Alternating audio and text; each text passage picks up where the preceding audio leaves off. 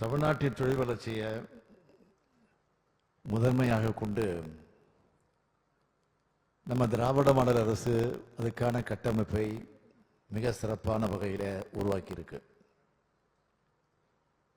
முதலீட்டாளர்கள் மாநாடுகளையும் முதலீட்டாளர்களுக்கான சந்திப்புகளையும் தொடர்ச்சியாக நாம் நடத்திக்கிட்டு வரோம். சென்னை, கோவை, தூத்துக்குடி, துபாய், ஜப்பான், அமெரிக்கான்னு அதே போல ஸ்பெயின், அமெரிக்கா என பல இடங்களில் முதலீட்டாளர்கள் மாநாடுகளை நடத்தி தமிழ்நாட்டில் முதலீடுகளை மேற்கொள்ளுமாறு அழைப்பு விடுத்திருக்கிறோம். 2024ஆம் ஆண்டு சென்னையில் நடந்த உலக முதலீட்டாளர்கள் மாநாட்டில் கையெழுத்தாகி இருக்கக்கூடிய புரிந்துணர்வு ஒப்பந்தங்களை செயல்படுத்த தொழில்துறை அமைச்சர் தம்பி TRB ராஜா அவர்கள் கடுமையா உழைச்சிக்கிட்டு இருக்கிறார். பல நாடுகளுக்கு போய் வெளிநாட்டு முதலீடுகளை தமிழ்நாட்டுக்கு கொண்டு வந்து குவிக்கிறார். அதெல்லாம் தொழில் நிறுவனங்களாக உருவாக பாடுபடுகிறார். தமிழ்நாட்டு இளைஞர்களுக்கும் பெண்களுக்கும் வேலைவாய்ப்புகளை உருவாக்கி தருகிறார். சொன்னதை செய்வோம் என்பதுதான் நமது அரசினுடைய குறிக்கோள். முதலமைச்சராக இருக்கக்கூடிய நான் என்ன சொல்றேனோ அதையெல்லாம் தொழில் துறையில செஞ்சுட்டு வர்றார் தம்பி TRB ராஜா அவர்கள். முத்துநகர் தூத்துக்குடியில 2வது முறையா இந்த நிகழ்வு நடைபெறுது. துறைமுகமும் இயற்கை வளமும் திறமையான மனித வளமும் நிறைந்திருக்கக்கூடிய இந்த மாவட்டத்தை தொழில் வளர்ச்சிமிக்க மாவட்டமாக வளர்த்தெடுத்துக் கொண்டிருக்கிறோம். தென் மாவட்டங்கள் அமைக்கப்படக்கூடிய தொழில் பூங்காக்கள்ல தொழிற்சாலைகளுக்கு சிறப்பு சலுகைகள் அளிக்கப்படுது.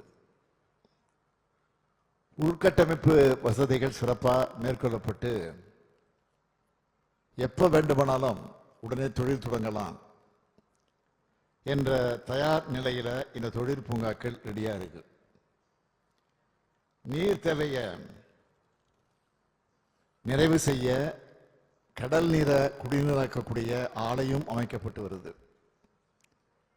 மதுரை மாவட்டத்தில் டைடல் பார்க் அமைக்கப்பட்டு வருது.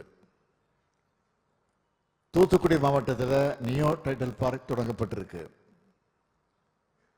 திருநெல்வேலி மாவட்டத்தில் டாடா எரிசக்தி மற்றும் விக்ரம் சோலார் எரிசக்தி ஆகிய திட்டங்கள் மேற்கொள்ளப்பட்டு வருது. விருதுநகர்ல 1052 ஏக்கர் பரப்பளவில் PM மித்ரா பூங்கா அமைக்கப்பட்டு வருது. மொத்தத்தில் தென் தமிழ்நாடு நம்முடைய தென் தமிழ்நாடு இதுவரை பார்க்காத தொழில் வளர்ச்சியை சாத்தியமாக்கிட்டு வருகிறோம்.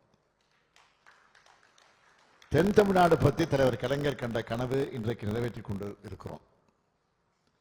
அதனால்தான் வின்பாஸ் தொழிற்சாலை தொடக்க விழாவில் நான் சொன்னேன், இந்நாள் தென் மாவட்டங்களுடைய வளர்ச்சியிலே ஒரு மிகப்பெரிய பொன்னாளாக அமைந்திருக்கிறது. ஆட்சிக்கு வந்தவுடனே தமிழ்நாட்டை 2030ஆம் ஆண்டிற்குள்ள $1 டிரில்லியன் பொருளாதாரமாக உயர்த்தணும்னு டார்கெட் செட் பண்ணணும். அதை அடைய பெருமளவு முதலீடுகளை மேற்கொள்ளக்கூடிய உயர் தொழில்நுட்ப முதலீடுகளை ஈர்க்கிறது மட்டும் இல்லாம பெருமளவு வேலை வாய்ப்புகள் அளிக்கிற முதலீடுகளையும் ஈர்க்கணும்னு திட்டமிட்டு செயல்பட்டு வரோம். உயர் தொழில்நுட்பம் சார்ந்த செமிகண்டக்டர் உற்பத்தி, மின்வாகனங்கள் உற்பத்தி, சோலார் செல்கள், பசுமை ஹைட்ரஜன் உற்பத்தி, தகவல் தரவு மையங்கள் போன்ற அனைத்து துறைகளையும் முன்னேற்றுவதற்கு அதில் அதிகம் கவனம் செலுத்தி கொண்டிருக்கிறோம். அதிக அளவிலான உயர் ஊதிய வேலைவாய்ப்புகள் கொண்டிருக்கக்கூடிய இந்த துறைகள் மூலமா தமிழ்நாட்டோட பொருளாதார வளர்ச்சியையும் உற்பத்தி சூழலையும் மேம்படுத்த முடியும். அதிக அளவு வேலைவாய்ப்பு அளிக்கிற தொழிற்சாலைகளை வளர்ச்சி குறைந்த மாவட்டங்கள் அமைக்கிறதுனால அந்த வட்டாரத்து மக்களோட தனிநபர் வருமானம் அதிகரிக்கும். அனைவருக்குமான வளர்ச்சி, அனைத்து துறை வளர்ச்சி, அனைத்து மாவட்டங்களுக்குமான வளர்ச்சி, அனைத்து சமூக வளர்ச்சி என்ற பரந்த நோக்கத்தோட இந்த ஆட்சியை நடத்திக்கிட்டு இருக்கிறோம். தென்கிழக்கு ஆசிய நாடுகளிலிருந்து வரக்கூடிய கப்பல்களுக்கு இந்தியாவின் நுழைவு வாயிலா தூத்துக்குடி துறைமுகம் இருக்கு. அதனாலதான் முதலீடுகளும் தூத்துக்குடியை நோக்கி இன்றைக்கு அணிவகுத்து வந்து கொண்டிருக்கிறது. தூத்துக்குடி பகுதியை புதுப்பிக்கத்தக்க எரிசக்தி மையமாக உருவாக்கக்கூடிய வகையில் பல்வேறு பசுமை ஹைட்ரஜன், சோலார் செல் உள்ளிட்ட உற்பத்தி திட்டங்களை தூத்துக்குடி மற்றும் திருநெல்வேலி பகுதிகளில் நாங்கள் கொண்டு வந்திருக்கிறோம். இப்போ கூட வின்பாஸ் உற்பத்தியை தொடங்கி வச்சுட்டு தான் இந்த மாநாட்டில் வந்து கலந்துகிட்டு இருக்கிறேன். இந்த சிறப்பான நிகழ்ச்சியில் தூத்துக்குடி மற்றும் நெல்லையின் வளர்ச்சிக்காக 4 ஸ்பெஷல் அறிவிப்புகளை வெளியிட விரும்புகிறேன். முதல் அறிவிப்பு, தூத்துக்குடி மாவட்டத்தில் 250 ஏக்கர் பரப்பளவில் ஒரு விண்வெளி பூங்கா, ஸ்பேஸ் பார்க் அமைக்கப்படும். இந்த பூங்கா விண்வெளி துறைக்கும் தேவையான கருவிகளின் உற்பத்தி மற்றும் தொழில்நுட்ப வளர்ச்சியை ஊக்குவிக்கும். இரண்டாவது அறிவிப்பு, கப்பல் கட்டுமான துறையை மேம்படுத்த நம்ம மேற்கொண்டு வரக்கூடிய முயற்சிகளோட ஒரு பகுதியா இதுக்காக ஒரு பிரயோஜக நிறுவனம் வெகு விரைவில் தொடங்கப்படும்.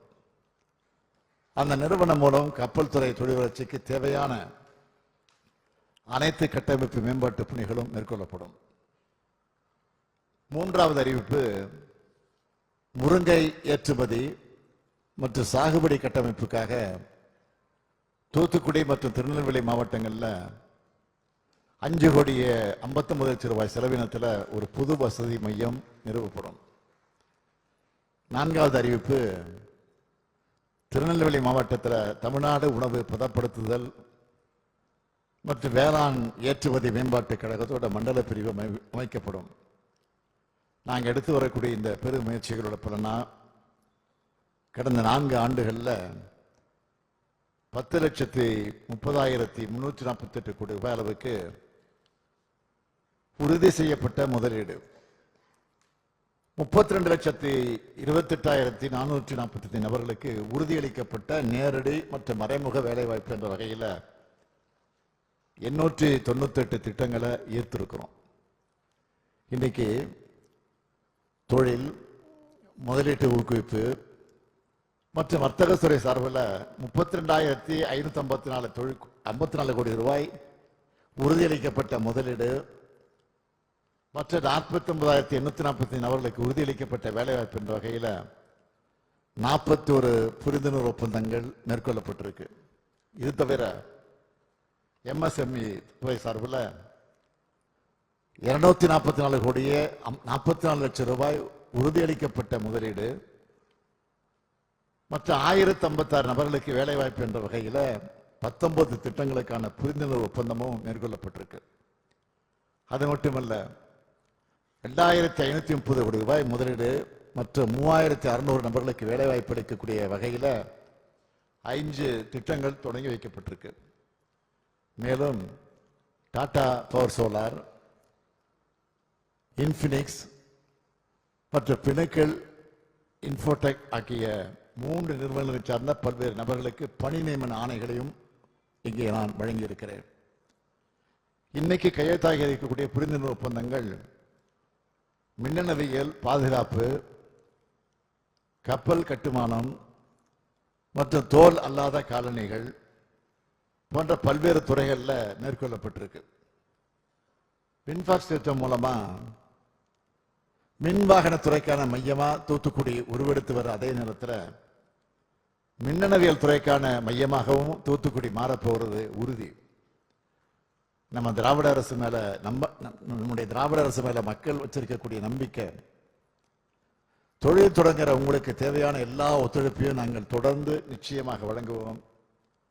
4ஆம் தலைமுறை தொழில் வளர்ச்சிக்கு ஏற்ற மாதிரி நம்ம இளைஞர்களுடைய அனைத்து முயற்சிகளுக்கும் நாங்கள் ஊக்கமளித்து பல்வேறு பணிகளை இன்றைக்கு மேற்கொண்டு வருகிறோம்.